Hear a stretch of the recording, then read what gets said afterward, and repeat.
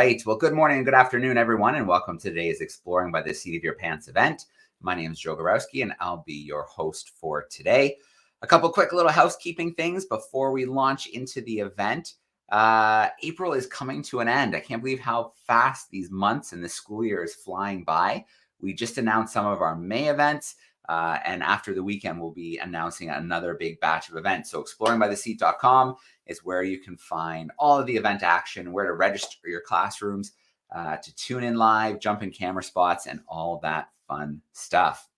We have an incredible group of classrooms joining us from across North America today. So use that chat sidebar, introduce yourselves, let us know where you're tuning in from, fire in lots of questions for us. I have a feeling that it is going to be an action-packed event today. In fact, let's get right to that event. It's always a great time when we can go live in the field.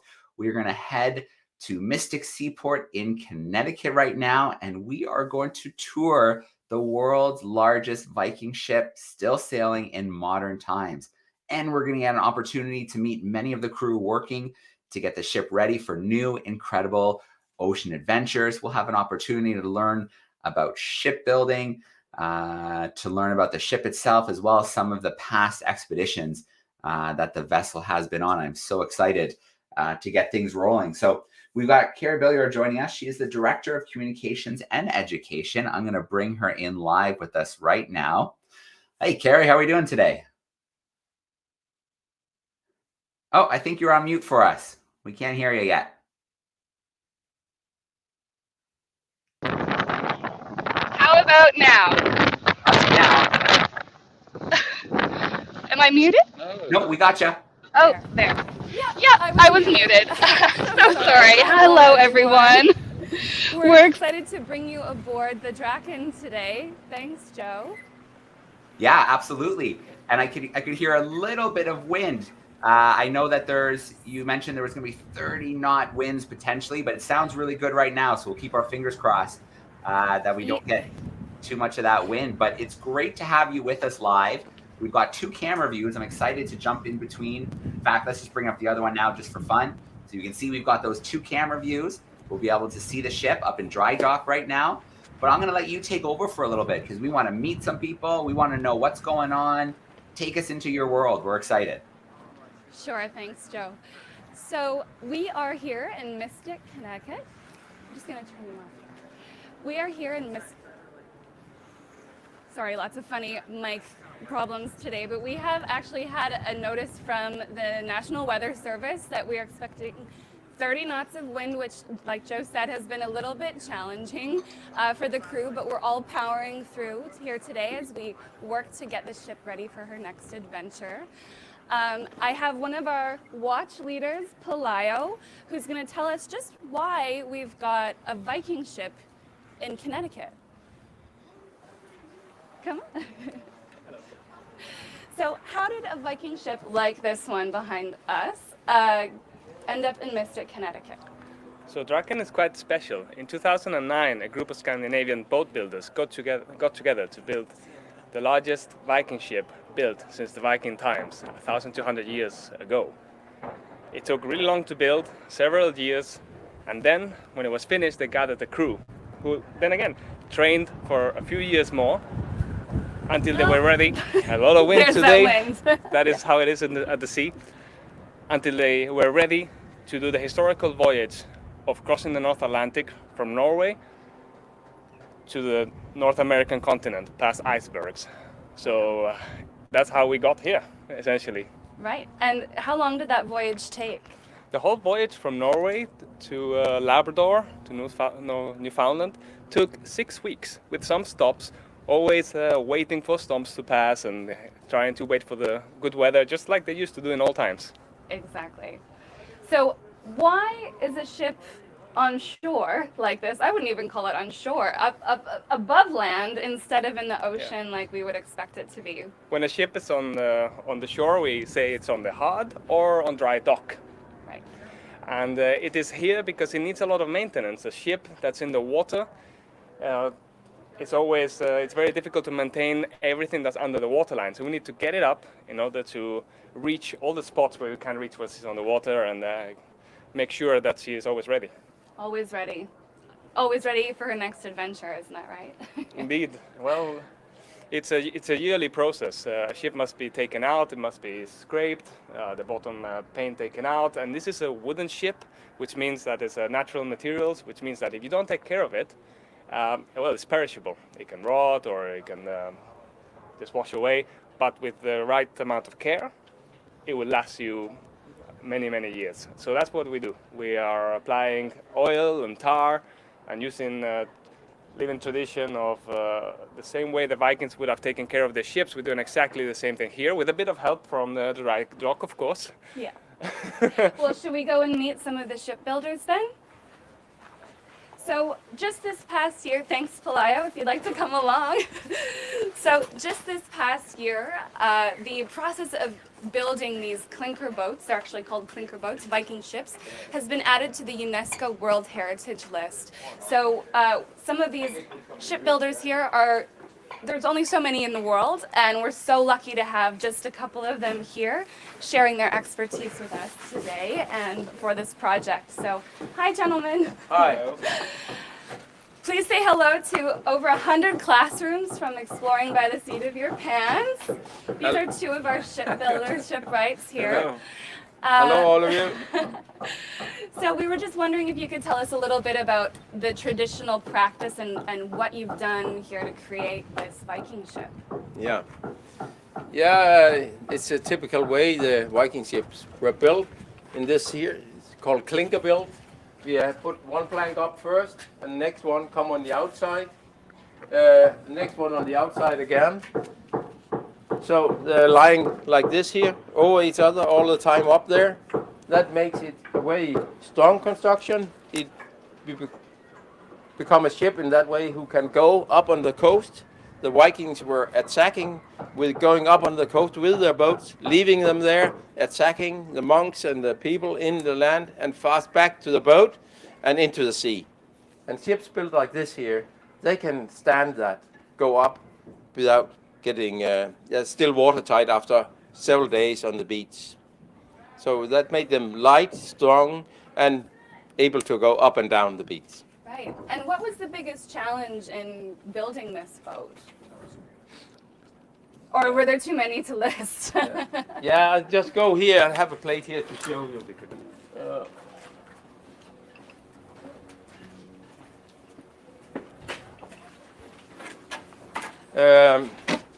Yeah, when we build Viking ships like this here, we have a huge trunk. This is just a small model. It's much bigger in the real life. This is a trunk of a tree? Yeah, you see the tree in from the end here, and you share it up here, splitting it into piece of cake like this here. And then you take one piece of the cake out there, and in that piece of cake you axe a plank out. And nearly all the work the Vikings did building these ships here were axes. They could, with a few axes and hammers, they could build ships like this here. And this make a special high quality of planks when they're done like this here. And did you do them all like this?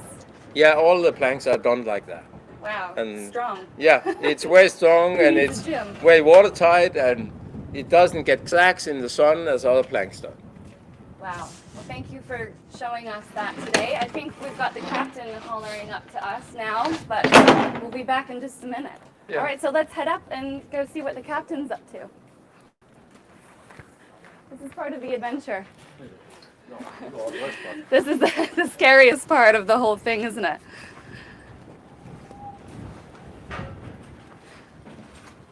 So just today, the ship was brought out of the water on this huge dry dock that's here in historic Mystic Seaport. And so we're just getting to know how she fared over the last 2 years in the water. Hello, Captain. Hello. Hello, everybody. Nice to welcome on board. Oh, thank you. On the Viking ship.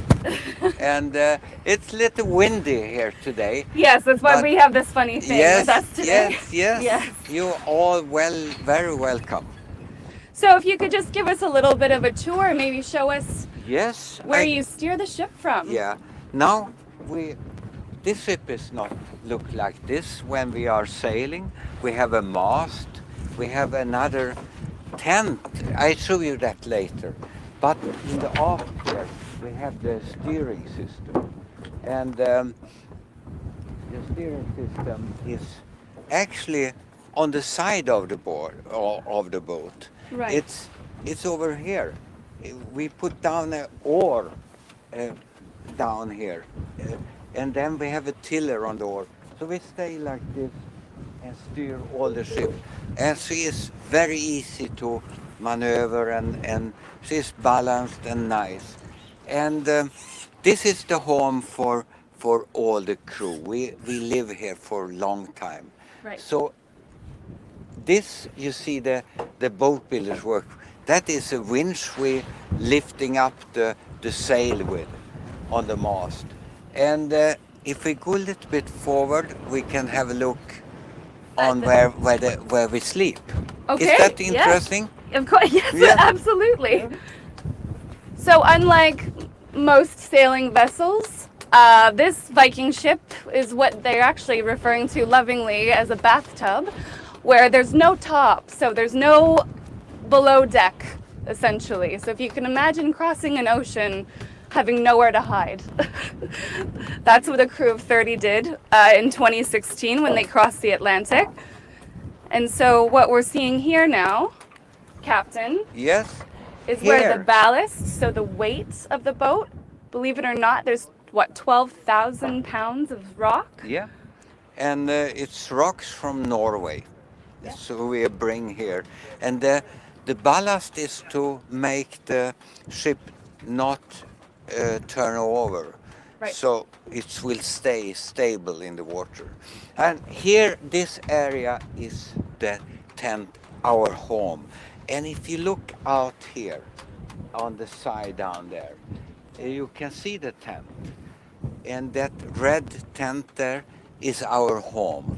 And later on, it's gonna go up here. And we can come in 24 people in that small tent. And that is our only home.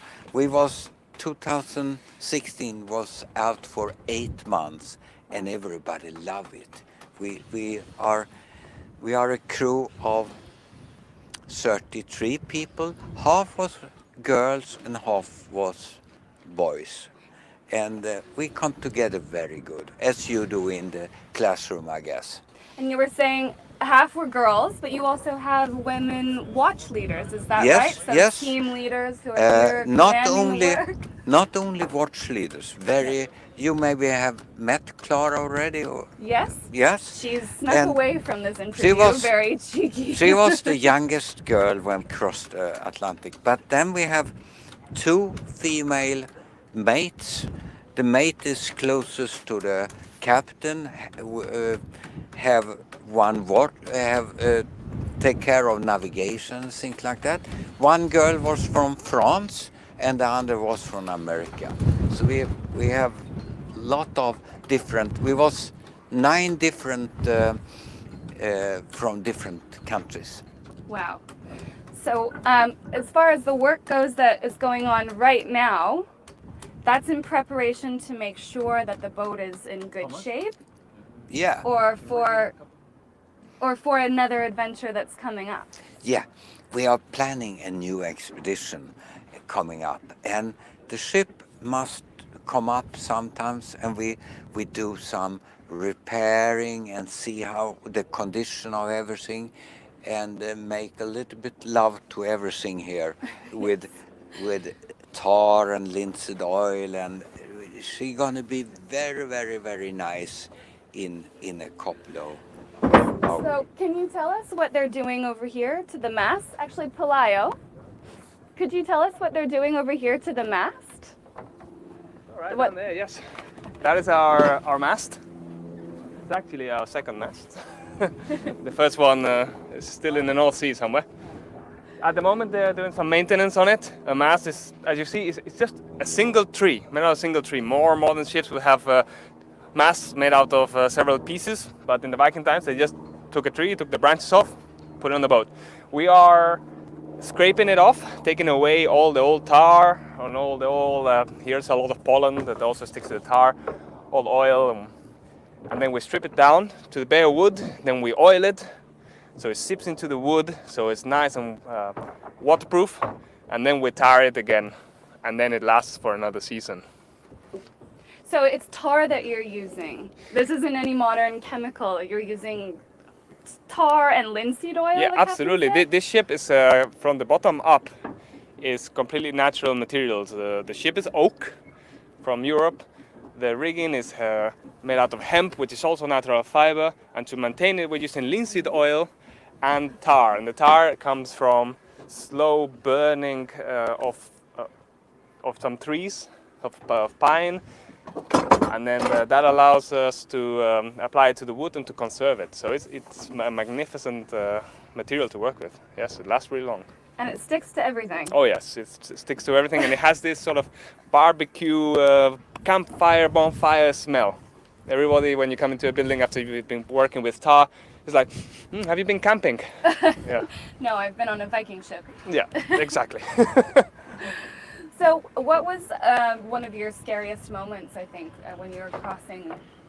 When we were crossing? When you were crossing. Did you have one? Or maybe what, if you want to share a prideful moment instead of a scary moment? Just the one moment. Well, I have to say that it's a bit windy. Yes. It reminds me a bit of those times. Like we're offshore right now. Yeah. The Labrador Sea was very tough, actually. There was a lot of ice in the water. There were a lot of big waves, and it was very hard to see the ice because it's white and like growlers, piece of ice. So it was very hard to see them under the waves, and we had to steer them away from them. You've seen how thin the hull of this ship is. If it crashes into such an ice, well, it wouldn't be here. So that was a little bit unnerving, but we had a very good crew. And to get finally to Newfoundland was, it was amazing. Relief. Oh yeah. Relief and also pride. Too many feelings probably. Yeah, exactly. But after so many years. Well, thank you. We're going to head over to see Stephanie for our last interview of today. Hi. Hi, Stephanie.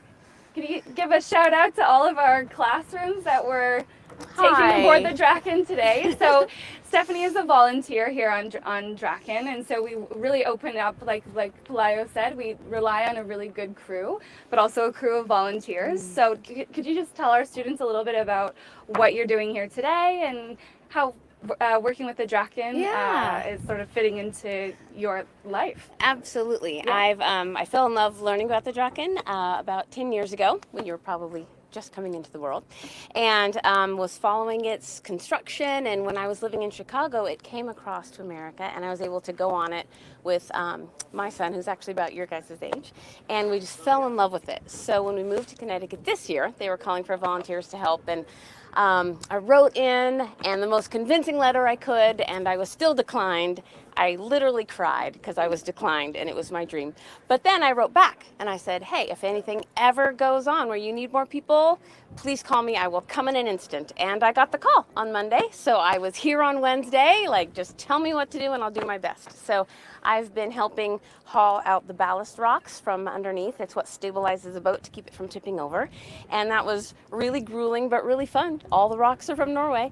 And we've been scraping tar off the mast. I was a part of seeing how that crane was massive and compared to the boat, was lifted up and out.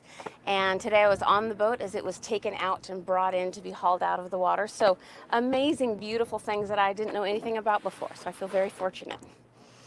And what is it like to actually step on this Viking ship? I know I wish we could have everyone here, and one day we will. But how does it feel to actually be almost a piece of history? Yeah, absolutely. I mean, the reason I'm putting in all this effort is this place feels just magical to me. It is a sacred site. It is a sacred vessel. And the way the hull is designed, I literally feel just kind of held by this beautiful craft, and the punch of the smell of the tar has a really sweet tang to it.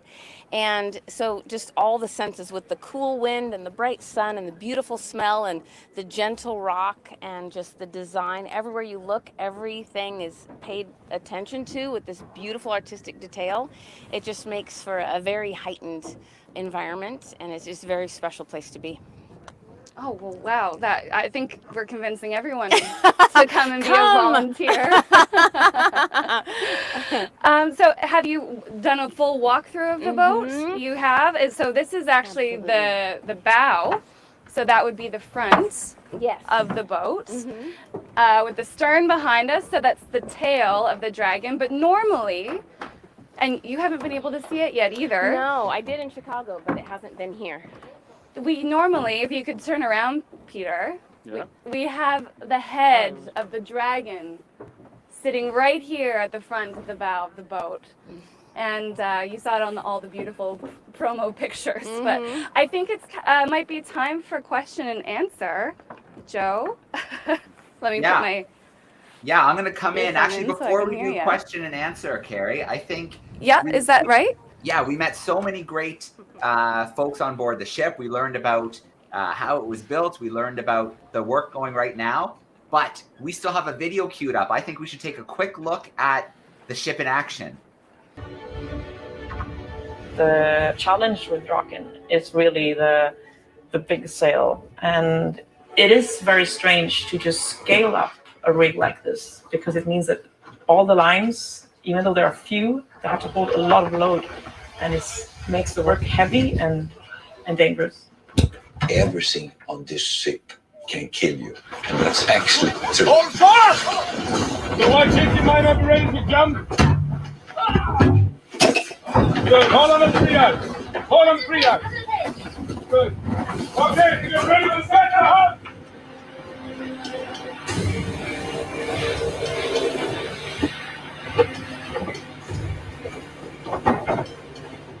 On the way to Iceland, where we were heading, we encountered our first storm. 60 knots in the gust and breaking waves over the side. It was crazy out there.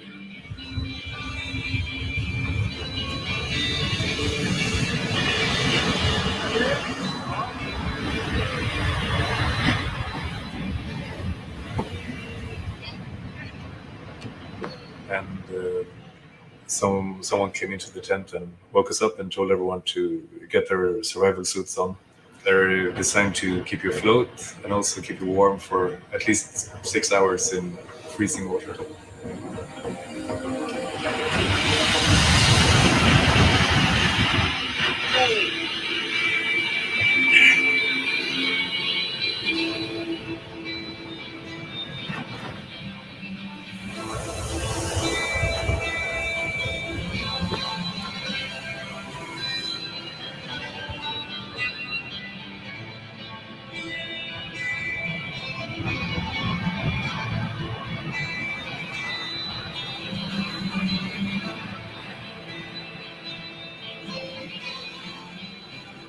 People saw the ship, how she handled breaking waves, how she behaved in the sea, and not a nice start, but it creates a good team. As far as Draken's weathering and seagoing qualities, she is an amazing vessel. The ability for her to handle some of the seas that she's gone into has been phenomenal.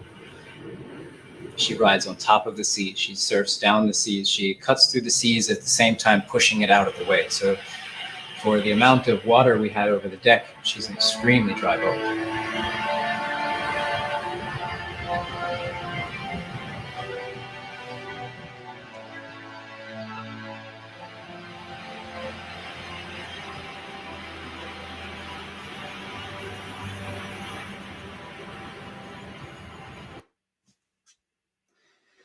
All right. Wow. Quite a different view than the view that we had before. Things look so nice and calm where you are in dry dock right now. That looks pretty intense, pretty wild out on the Atlantic Ocean. Yes, sorry. We're just back here with the crew. So do we have any questions for the captain? Oh, absolutely. There's tons of questions coming in here. We're going to start visiting some of our live classrooms, but also there's a lot of questions coming in via YouTube as well. So keep those questions coming in. This is a good one for the captain, I think. So This class wants to know, compasses weren't invented. How were the Vikings navigating? How were they able to find their way? So the question is, compasses weren't invented. How were the Vikings navigating? Oh, they did. They knew a lot about navigation. They knew what time it was during day, roughly. They knew how the sun was standing, and they followed sailing routes. They knew maybe 4 days to the next island, and they see the tops. But they even have a stone, a clear stone that they could see the sun through the clouds, if it was clouds. So they was excellent navigators. They find a way, and it was very important for them because they had a trade going back and forth, and in the wintertime they have telltales, stories around in the houses, and tell them this is a good place, this, and there you can find water, they can find something to eat, and this is a good harbor. So that's how they navigate. And that's how you navigated across Yes. the Atlantic as well. Yeah, both. We have also modern things on board, but for instance, when we went from Faroe Island to Iceland, hundreds of miles we saw the mountains coming up with a cloud around, and anybody can find Iceland in far away. If you miss Iceland, you are probably blind, you know. so it's not that complicated. Not that complicated. No. Is that a good answer, Joe? I don't know if I buy that 100%. I think might be being a little modest. I also just wanted to introduce another watch leader that's part of our team. This is Clara. She was the youngest member to cross the Atlantic on the Draken, and now she's a watch leader directing the work that's going on here in Mystic. So All right, she's very here and ready cool. to answer questions as well. Well, let's start bringing some of the classrooms right up on camera. So we're going to go to California first, to Mr. B's class, so right on the other side of the country. How are you doing today, California? There they are.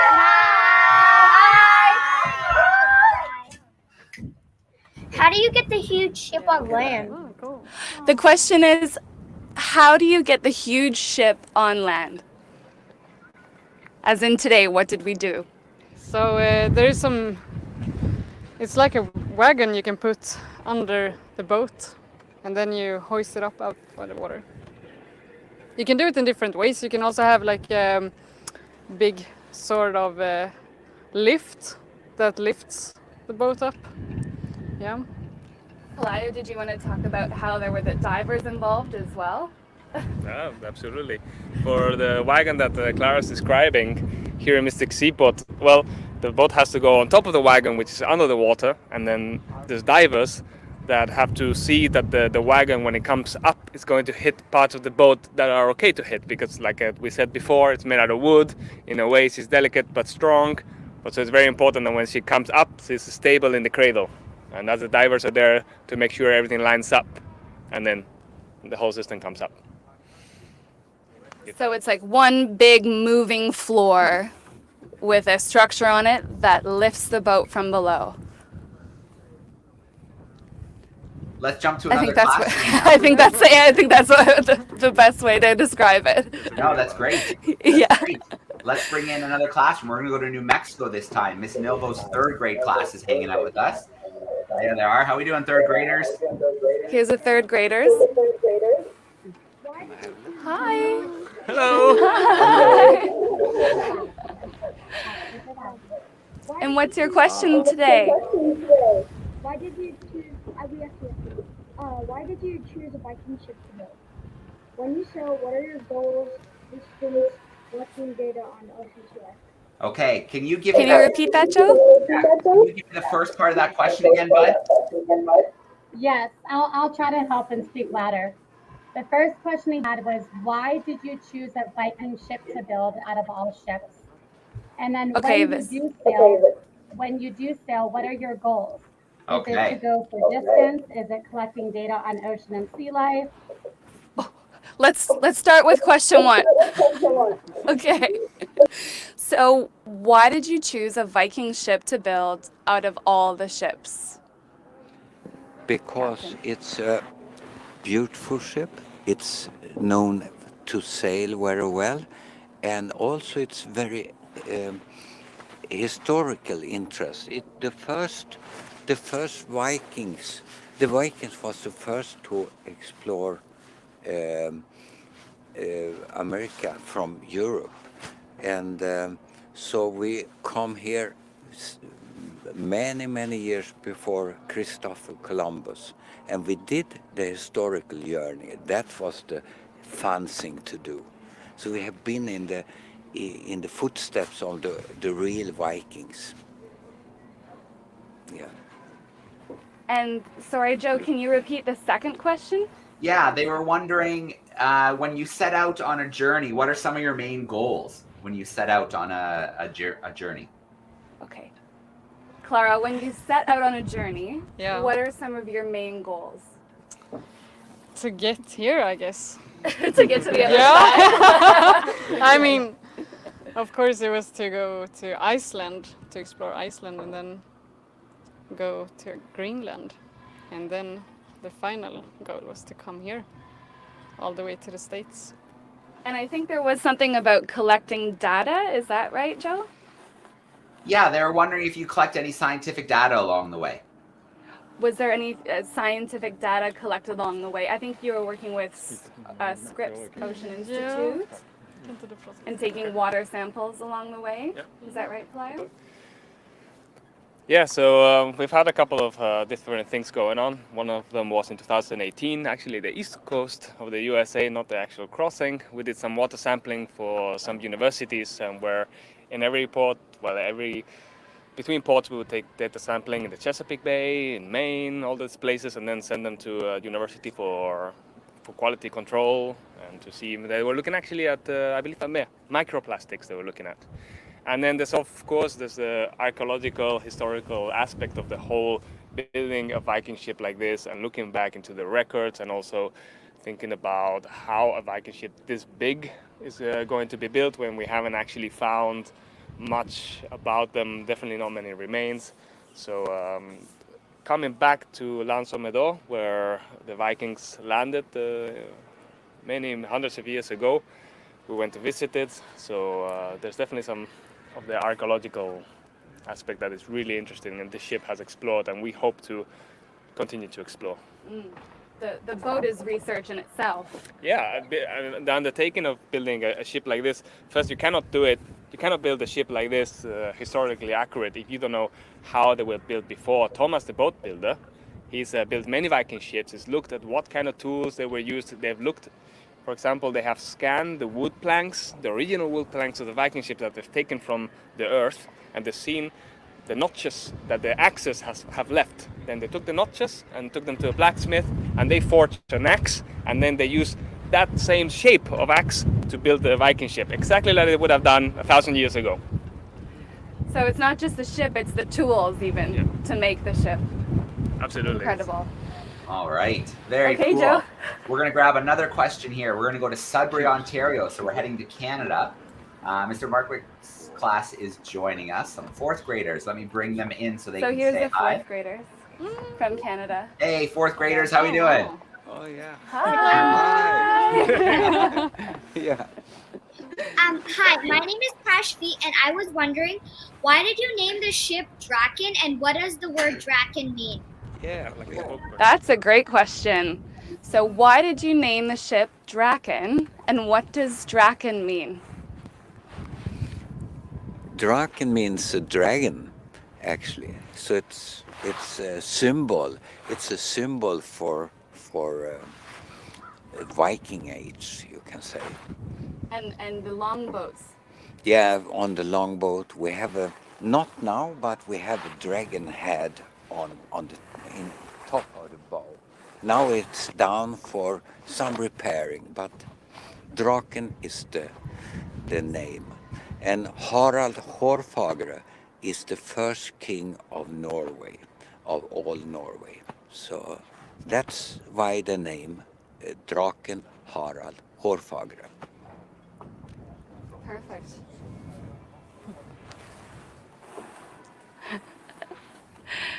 I'm going to jump to YouTube for a moment before we bring in some more camera classrooms.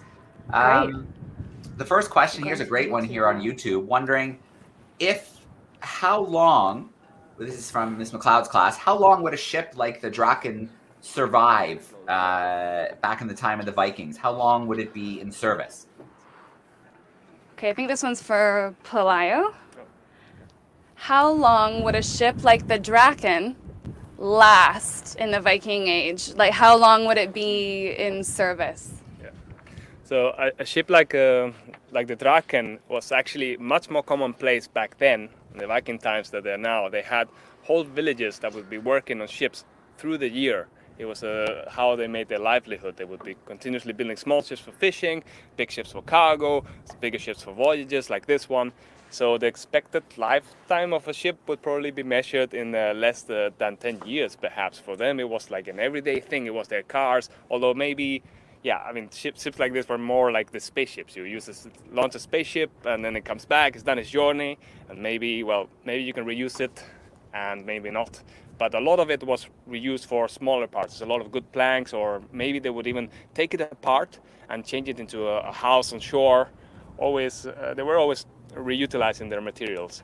So yeah, I hope that gives you a good idea. But it depends who you are as well. If you have a fishing ship and that is your livelihood, you're going to try and take care of as long as you are. If you're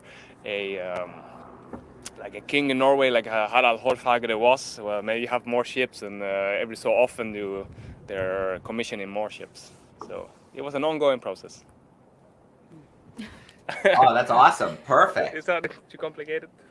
No, that's great. Another question here. This is from a student in Keelan, and they're wondering, when did construction begin and how long did it take to complete the Draken? So maybe Clara. Yeah. When did construction of the ship begin and how long did it take to complete? So if I'm not wrong, it was in 2009, was it? Yeah. Yes. Yeah. Okay. Yep. It's been some years now, so yeah. And then she was launched in 2011. Yeah. Yeah. So about 2 years. Yeah. And then the crossing was in 2015. Yeah, exactly. Yeah. All right, I'm going to bring in another camera class here. Let's bring them in here. There they are. I gotta show the crew. Oh, yeah. They're joining us from, yeah, let me bring them up full screen for you. They're joining us from St. Matthews. Hi. Hey everyone, how are we doing today? Miss Salisbury's grade 4-5 students in Canada. Oh, everyone's All right, who's got a question? Can you tell us how the process of choosing the crew?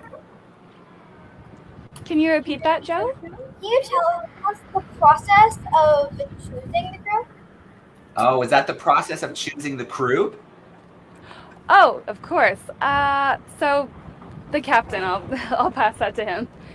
So what is the process of choosing the crew? And I'm sure Stephanie wants to know more. Yeah. We have, as I told you before, we have people from all over on board. And you should be fairly young, and except for me. And I think you are a coming seaman on board this ship. You are so welcome. So we mix it, half women and half men. And for the crossing, we need to have people with experience before, but now it comes new volunteers. You can come on board and be part of the crew, and in a short while you can't see the difference from the permanent crew and the volunteers. We are all together, working together, do everything together and have fun together. All right. Oh, sorry, we've got quite some wind. No, the microphone, the cover is doing great. We barely hear the wind. We see it. Fantastic. But we don't hear it, so that's awesome.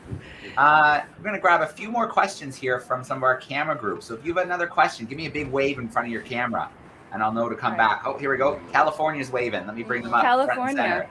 Hey, California. Hello. Hey, Mr. Hola. B's crew. We love to go there. Yeah. Can you unmute for me? I can't hear you, bud. Oh, yeah. Hi. Hi.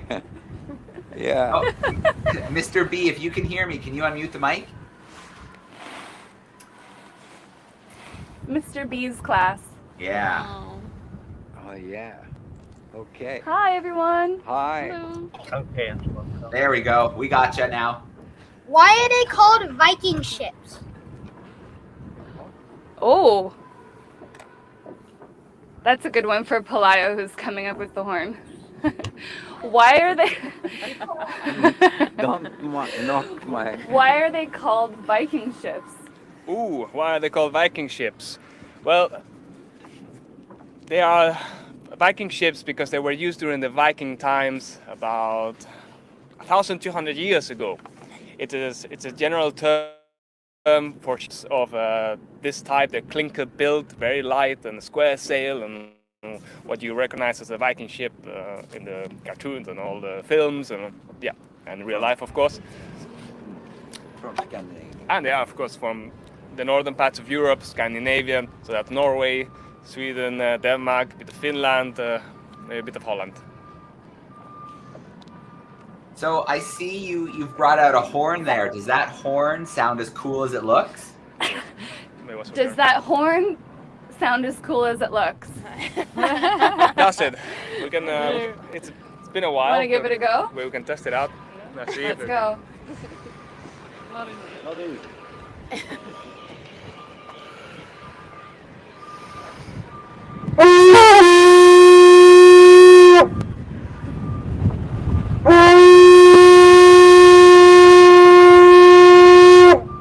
Still works after all these years. What do you guys think? Does that dragon? sound cool? That sounds pretty cool. It was loud for us. I can only imagine how loud it was on the deck. Oh yeah, everybody in the shipyard turned around and had to have a look. There is All right. no phone. But the whole Mystic Seaport stopped everything they were doing. Let's bring in another crew here. Let's bring in our Sudbury class again and see if they have another question. All right. This is Sudbury, Canada. Hi. Hi, my name is Oh, Brittany. hello. Hello, Canada. Hello. Do you have any lifeboats, and how do you go to the washroom? Okay. I got those two, Joe. Okay. Clara, Yeah. how do you go to the washroom on the boat?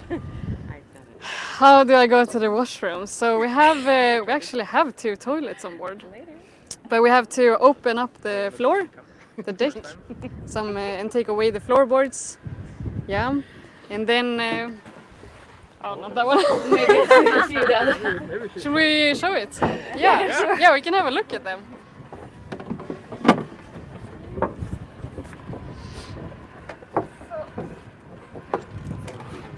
Yeah, you open up here, and then so this is the lock. Now you know that there's someone in here. Then that's not it. Oh, No, it's this one. No, it's that one. So finding It's been a couple It's years. a challenge to find a Okay, toilet not the whole- sometimes. Yeah.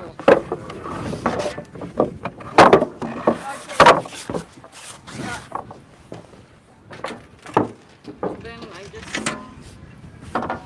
Yeah. Should I go down as well?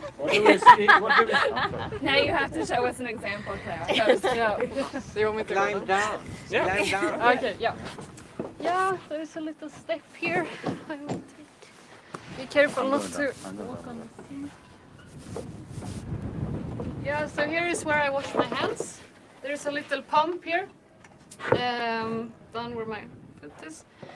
So I can wash my hand. It's salt water, comes straight out of the sea. But that I do after I've been to the toilet, which is in here. Yeah. So So here is the toilet, and then you have to pump in water and pump water out. So that's how you flush the toilet. It's a wet place, no? Yeah. It's not a waterproof spot, actually. But you get used to it. Everything here is wet, so yeah, you can sit on the toilet while it drips cold water in your neck in between your clothes. That's fine. And yeah, then we have some light here as well to make it super comfy. And then we have an escape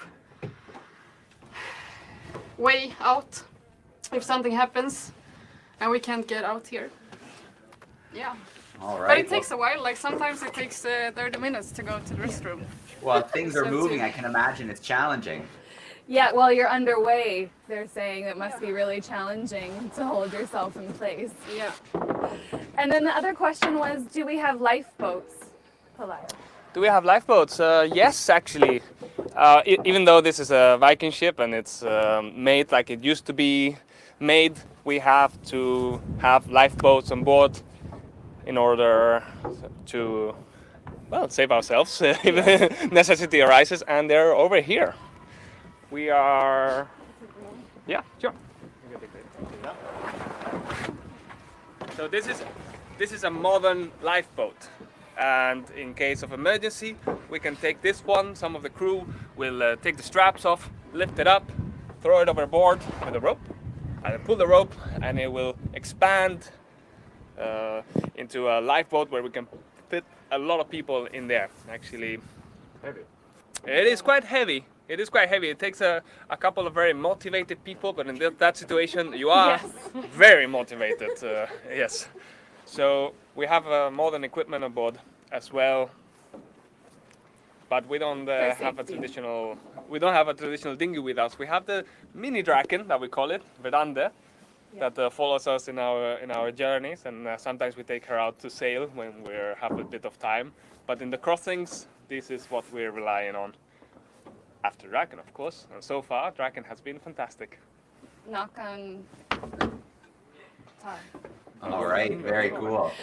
New Mexico. All right, Joe. Come on in. Do we have any more? Yeah, definitely. What do you eat on the ship without a kitchen? Okay. Can you repeat that one, please? What do you eat on the ship without a kitchen? Yeah. Oh, Captain. What do you eat on the ship without a kitchen? We have a kitchen behind the tent. So and a galley. A galley. We have a galley, and we have a cook, and every of the crew, 2 guys always help the cook, and we get excellent food.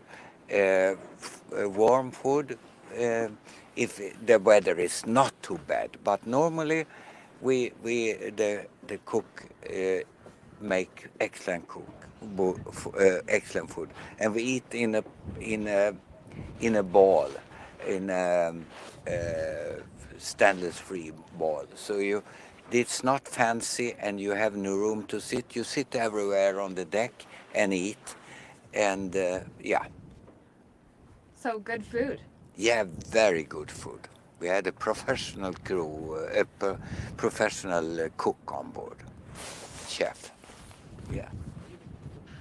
All right. Okay, Joe. Very cool. I'm going to bring St. Matthew back in. Let's put them front and center. Go ahead. Where are we from? Hello. St. Matthew's, grade 4 and 5. Yep. Okay. Our question, our second Hello. Hi. is, what do you do to pass the time? What do you do to pass the time on the expedition? Clara? Yep. What do you do to pass the time while you're on the expedition? You're watch leader, so you're working hard. Yeah. To pass the time, you mean like to get the time going? Or to... Yeah, well, while you're crossing, it's a lot of hours. Yeah. So I imagine they're wondering what you're doing the whole time. Sleeping, my captain says. Yeah, I guess Björn is sleeping all the time. No, he's not. He's working all the time. But we are also working quite a lot of hours. We do shifts, so we split 24 hours in 3 watches.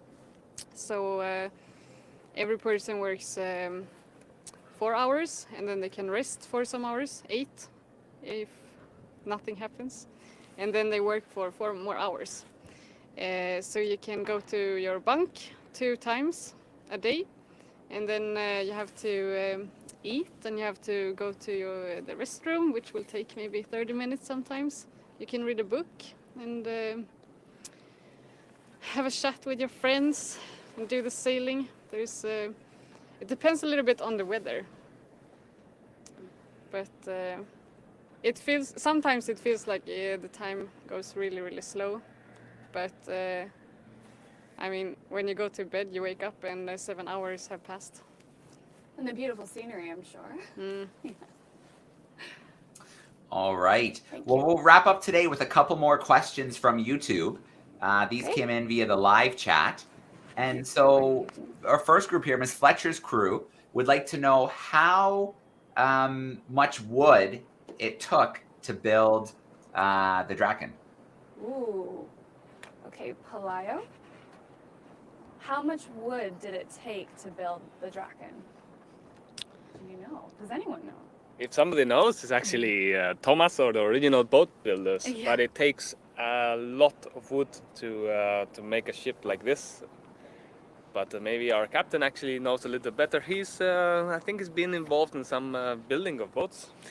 Yeah, but on this ship I don't really know, because I come in as a captain when the ship was finished, already built. But it's oak wood, and you find it in the forest. You have to choose it in the forest, transport it, and it's hundreds of oaks taken down. And it's very important also the branches, because the branches is very strong. So you use them for we call them knees and so on. And of course the planking should be from the straight. The trunk? Yeah, the trunk. So it's a lot of knowledge how to use all parts. Even the roots down you can use for different purpose. So we don't waste anything. But it's much oak on board. All right. And to wrap us up for today, I can't believe how fast this hour's gone. What an awesome experience. But students are wondering about the ship, the Draken. Would it be considered in Viking times a large ship, or did they get even larger? Ah, this is good. Palayo. The ship, the Draken, would it be considered a large ship in Viking times, or do they get bigger, or this is kind of... So Draken would have been one of the biggest ships they would have built in the Viking times. However, not the biggest.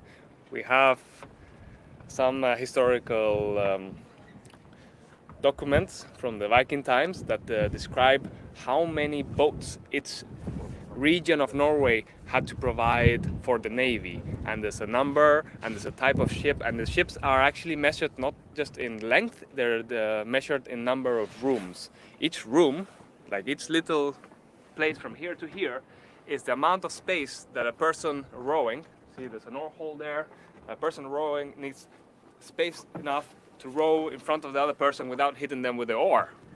So this is a 25 Sessa, a 25 room ship, and they were even bigger ones. We haven't found any evidence of them yet, but we're finding out that a lot of the things that the Norse and the Scandinavians wrote about in those times, we're finding more and more evidence for them. But Draken would have been one of the largest ships around by far.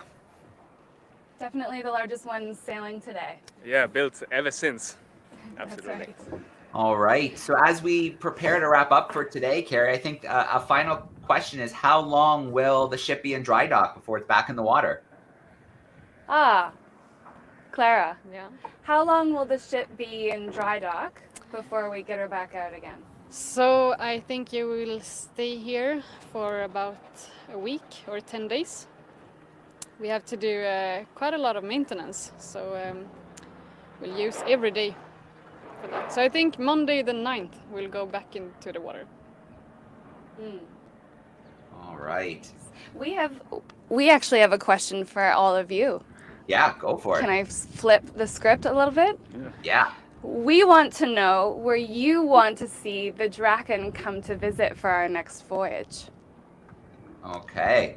Is that possible to have everyone enter that in the comments? We can definitely do that. So educators who are with us right now, use that comment section and let us know where you would like to see the Draken come visit. Could be tricky in some landlocked spots, but yeah, there are some parameters. We got a giant all caps Canada just came in. Maybe you can bring it up the Great Lakes through the St. Lawrence Seaway. That'd be pretty cool. Yeah, that's actually how we made it down to Connecticut. Was we did come down via the Great Lakes. All right, I've got Annapolis, Maryland, sailing. Yes, capital of the Annapolis, world, Maryland. Please. Burlington, Ontario. Burlington. Great Lakes, specifically Lake Huron. Yes. Florida, another classroom shout. Florida. Florida. Yes. Milwaukee. Come on, California. Milwaukee. Yes. California's there too. Milwaukee. Yeah. Yeah. Oh, another Annapolis. I think it might be the same person, really just trying to get that vote in. Yeah, no kidding. Annapolis. I've got Thunder Bay. Thunder Bay. Thunder Bay. Go write it up in there. Michigan. Virginia. Virginia. Let's see. Wisconsin. That could be kind of tricky. Oh, Nova Scotia. Nova Scotia. Is possible. Edmonton, Alberta. That would be tricky. That would. Edmonton, Alberta is the hardest one so far. Yeah. Put some skis on. That would not be an easy one. Another Florida, New York. That could be kind of cool. Have you ever been? New York. Right, Revisit New York. Fantastic. Okay, very cool. Yeah, lots of Iowa. That one's definitely tricky too. Iowa, too hard. A few more. England. Go to England. Go to the UK. That's to the UK. Yeah, UK, Chicago, Connecticut. Yeah, Chicago, Connecticut. Lots of ideas. New Jersey. I don't think they're going to. Wow, we've got a big tour to plan. Yeah, that's going to be a marathon. We are soon there. All right, we'll see you there. Well, I want to start with a huge shout out to all of our classrooms on camera, our classrooms on YouTube from all across North America. Thank you for joining us. Thank you for those awesome questions. And to you, Carrie, the captain, the entire crew, from the shipbuilders to the watch leaders. Okay. Thank you for an amazing event, an amazing experience. It was a lot of fun today. Thank you. And I have to say thank you. Back to work. I have to say thank you to Camera 2. Camera 2, thanks for those great views. Thanks, everybody. All right, we're going to sign off for today. Thanks, everyone.